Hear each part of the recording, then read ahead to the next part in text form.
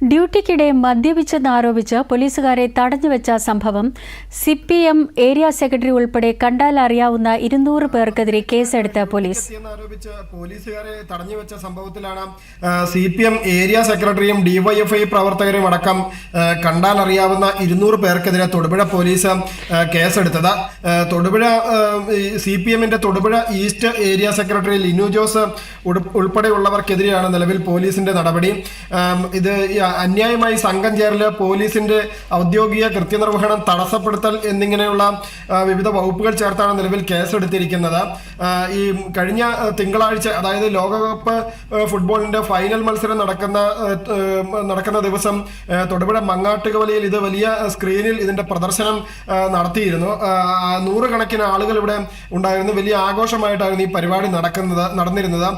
ഈ സമയത്ത് ഇവിടെ ഡ്യൂട്ടിക്കെത്തിയ കരിമണ്ണൂർ പോലീസ് സ്റ്റേഷനിലെ സബ് ഇൻസ്പെക്ടർ റോയി സുകുമാരനും ഈ വാഹനത്തിന്റെ ഡ്രൈവർ എന്നിവരും മദ്യപിച്ചെത്തിയെന്നാണ് പറഞ്ഞാണ് ഈ CPM പ്രവർത്തകരും നാട്ടുകാരും ചേർന്ന് ഈ വാഹനം തടഞ്ഞു വെച്ചത്. തുടർന്ന് തൊടുപുഴ സ്റ്റേഷനിൽ നിന്നും സർക്കിൾ ഇൻസ്പെക്ടറുടെ നേതൃത്വത്തിൽ പോലീസ് സ്ഥലത്ത് എത്തി വാഹനത്തിൽ പരിശോധന നടത്തി. ഈ വാഹനത്തിൽ പരിശോധിക്കുന്നതിനിടെ പോലീസിന്റെ ഈ ഔദ്യോഗിക വാഹനത്തിൽ നിന്ന് തന്നെ ഒഴിഞ്ഞ മദ്യക്കുപ്പികളും പുകയില ഉൽപ്പന്നങ്ങളും ചീട്ട് കെട്ടും ഉൾപ്പെടെയുള്ളവർ കണ്ടെടുത്തത്. പോലീസിന്റെ സാന്നിധ്യത്തിലാണ്, പോലീസ് തന്നെയാണ് ഇതിൽ മദ്യക്കുപ്പി ഉൾപ്പെടെയുള്ള വാഹനത്തിൽ നിന്ന് പുറത്തെടുത്തത്. ഇതോടെ വലിയ പ്രതിഷേധം ഉയരുകയും ഉദ്യോഗസ്ഥരെ ഉടൻ തന്നെ വൈദ്യപരിശോധനയ്ക്ക് വിധേയരാക്കുകയും ചെയ്തു. എന്നാൽ ബ്രെത്ത് അനലൈസർ വെച്ച് വഴിയുള്ള പരിശോധനയിൽ ഇവർ മദ്യപിച്ചതായി കണ്ടെത്താനായില്ലെന്നാണ് പോലീസ് നിലവിൽ പറയുന്നത്. ഇതേ തുടർന്ന് രക്തസാമ്പിളുകളുടെ പരിശോധന ഫലത്തിന് അയച്ചിരിക്കുകയാണ്. ഇതിന്റെ റിപ്പോർട്ട് കിട്ടിയ ശേഷം തുടർ നടപടി സ്വീകരിക്കുമെന്നാണ് നിലവിൽ ജില്ലാ പോലീസ് മേധാവി അറിയിച്ചിരിക്കുന്നത്. എന്തായാലും ഈ ഓപ്പറേഷൻ തൂഫാൻ ഉൾപ്പെടെയുള്ളവ, ഈ ലഹരിക്കെതിരെയുള്ള പോരാട്ടം സംസ്ഥാന സർക്കാരും പോലീസും വിവിധ വകുപ്പുകളും നടത്തുന്നതിനിടെ ഇത്തരമൊരു സംഭവം ഉണ്ടായത് സേനയ്ക്കാകെ ഒരു മാനക്കേട് ഉണ്ടാക്കുന്ന ഒരു സാഹചര്യം ഉണ്ടാക്കിയിട്ടുണ്ട്.